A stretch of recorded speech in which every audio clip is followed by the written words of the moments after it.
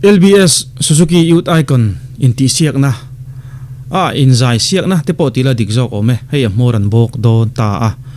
ngayom don khop maya akhor thak boko nga awiyom po katia chuti rol chuan mitam zo kena kan ngai ven mi lo kan soizui mi lo inti siak na zanu nung bera thil seng pakhat tun tuma hian kan en le lenga uluk taken kan en hawnga kan rek khodon ne kan ngai dan te po kan soi tlanga chu thil chu engai kan ti chuan judge jinga pani Rosie le pu Victor te anin nial dewani anin kal dewani anin khak ti chu dik lo mai theya an thuin muzat lo dewani hemi chungchang hi soyang khan mitam zo kan ngai ven zui lo kan soi zui lo phiana thil danga kan ril ru kan pelu tuk te poni theya thil poimo dewani ya thil controversial deuh ani thei boka lelama chon ti hian ka soi du boka he pa hian he nu hena soi dik lo chu wang chon ka ran da choke ho lungin deng loi loi ang ka ti lo heng thili kan lama chon fo do na kan la sha fo do na ngai to na thar ril ru thar min siam sak tu tan heng thil te hi changka ya kan lo man thei takin ka ti ni kan ngai thlang he zan hi top 3 result an puan zan khania ram eng moya meidum atla judge Rosie na thei top chua afui na comment ngai thlapotang ram eng moya moya yo hi atham moi em adam tak jinga sia chan thei onei inia enge janina hian tla poni la iru ti nual lo la tam tak hein tlan siak na tlan ma che thleng zo ta lo I thlen chin thleng lo hi an tama tia gan soi duwa chuan karil ruwa he ta hin ka lo zia ka Andrew kan toite ron ma se thendo ma khana soya lut fu alut chia lo ka soi tu ma kan soi nge ke ma mi mal than hem ngai na soi ka du chu clear tu mi puite in lama min lo clear tu le helai hol khata mi pui lo kal khom zong te social media lo la clear tur zong te na khongai taka in thla sung taxi ma se tharung du lo na taka ka ngen du cheu chu in zai thiam du te tuna youth icon top 10 te poni se tlato te po khaloni ta se khang te kha chongkam moi le in ngai san na te khang angkha alo mom lutuk amaro chu khami piala ma khan sumle pai mangten do pui ula an ei zon na te hi an ang lo no ya chen kha chu lungla ei zong ten nia kan ngai sang em chuan chen kha chu mo lumet te han ni kan naw jail ro sang ngei po kha aloman poisa don aloman ti lema aloman pon che lo minan pe khom poisa te kha ho ma te kha na pe an ru tha em I an zawai mai hian abo bangom lovin in chan zong te kha chu poisa te khan lo than puila an mani ka lo berona nga chu le tha an ti chuan nakina WhatsApp le ka Instagram story te Facebook te po an GPay theina number te po karon post nga hi an mani chuan an soi du don me lo ma ro chu ke ma mi mal thanem ngai na in karon soi ani I khongai taka youth icon na anron tel hi anron lar na te hi enge mason zoka le tha zoka an lo man ngei then tur tan an fen se kha atlem lua lo tam lua lo tang turin kan mi hausa ho phe ka chu in nga em kha chuang bangin nga re ruya chuwan chuanin nakina karon post karinga in lo du sak vek donan zawai hian khonga in kalome moi lo in kol chala lo kir le ngai donya Mizoram rimoi khovela hiano clip moi dan vak om lo ka tia tik tak chon changkang taka kutin do sakna ka tia ni hemi zan hian soyang khan rameng moya tla a khonga ya tin live show an kan lo mu photo heng stage sang hanan tla te an ril ru te na a than khat pe cho anin zoom zo lo van mi tui te luanga an trap thin ani hemi zan po hian atla nema tum luata hianin atum lo dawin Rosie hian thil hi asoi pal emoni tia ngai thei nin ka hial ni ka ngai sakani chan chu asoi tlang pui kha chu poisa te lo pe ula an mani po kalo bero nanga tu le than hian hria chuanin Instagram GPay number ka ran danga lo pera u tiak asoi tlang pui kha chu ani moya chu wang chuanin tha ka ti chi ani lo kai po life in ka na khi ka benga thlep ngalani mi then khat ten ama judge Rosie chi ani lo youth icon hial po anron soi chiat thina rem chang ani palte ka kalo hlawani chu tiang khop chuanin atum lo dan dewin a thanem ngai lu ta hianin ani rameng moya atla khongai box si nema tum lu ta khanin atum lo dewin a champal emoni o kati sak hialani judge thau pu victoria thu soi ngai thale sinang Hello mẹ. ke pole Nè cô Victor ka ngay. Họ moi à. Cho nên hi mình lâu sẽ thêm một cái thô hòa đều vào nên cái đồ cái trong trà thầy lâu đều vào. Chuan moi à. Hey. Bắt top 3 à. Hi lang pha lâu chia mà se. Mizoram mi pui hian an sẽ tổ chia. Cái pon cái sẽ tổ chia.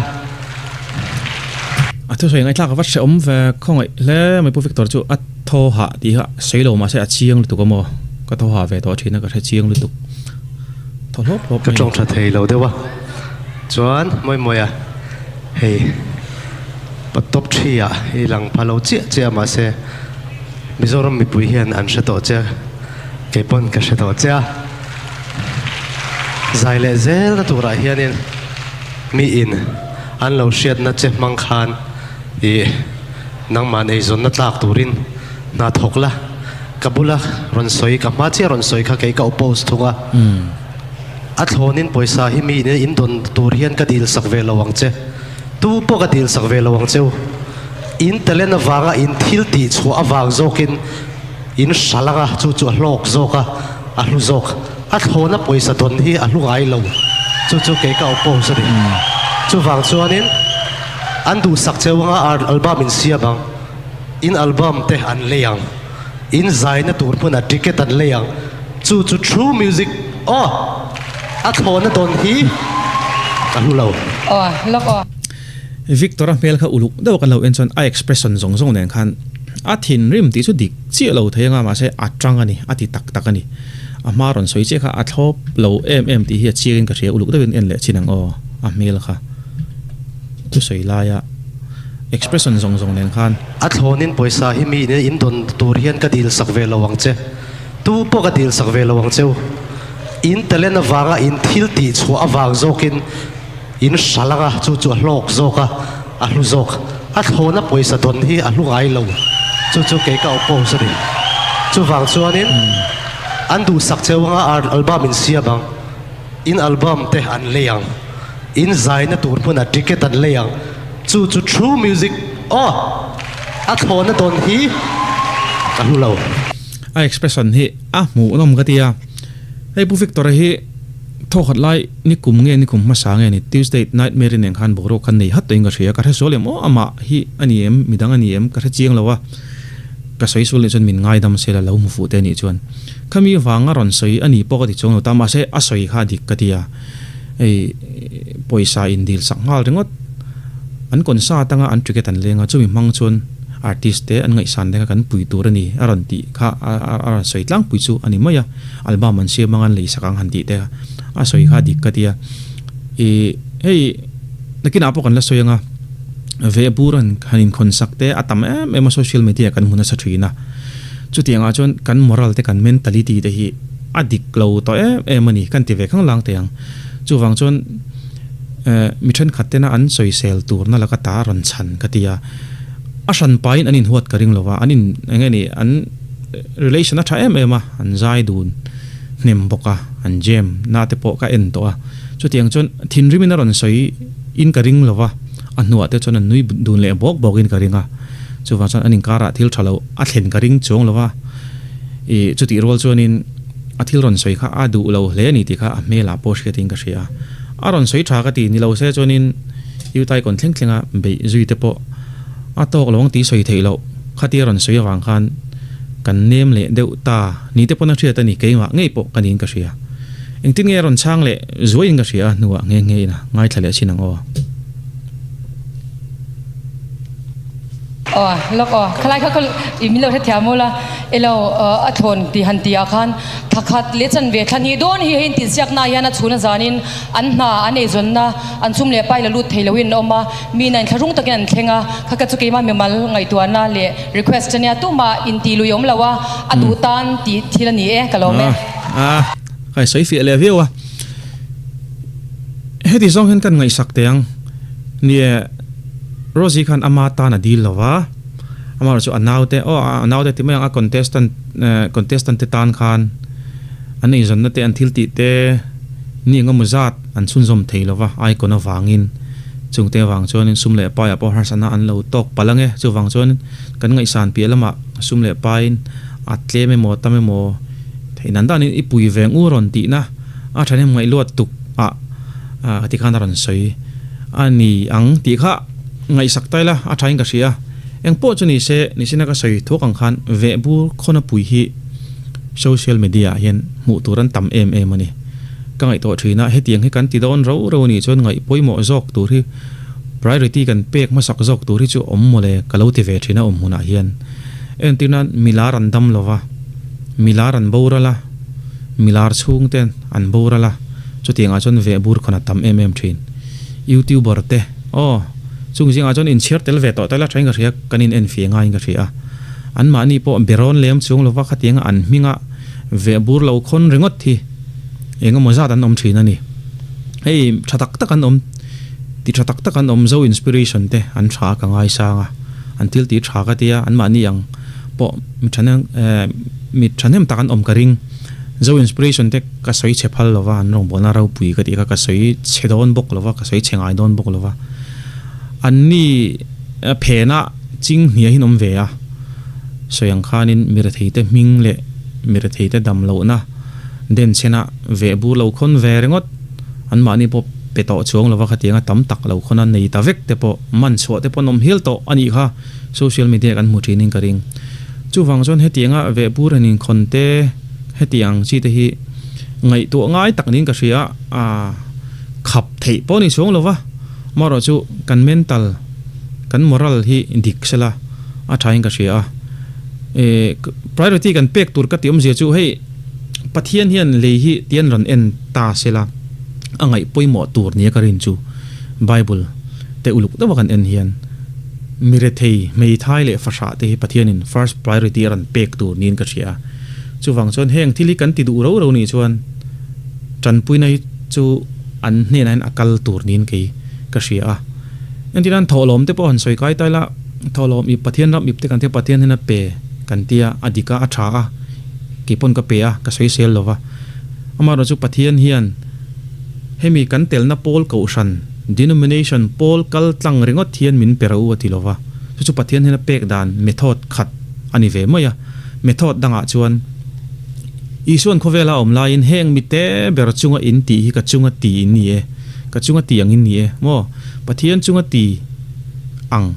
pathian direct ka kan pek thena ol sam ber nai vai ber chu mire theite fasha mei thai ten hena thil kan ti sakmo thil kan pek a hi pathian hena kan pek theina nai vai ber nin ke ka save dawa kan ngai dan ai nang lo theya kha chu ngai dan thang sang om thenga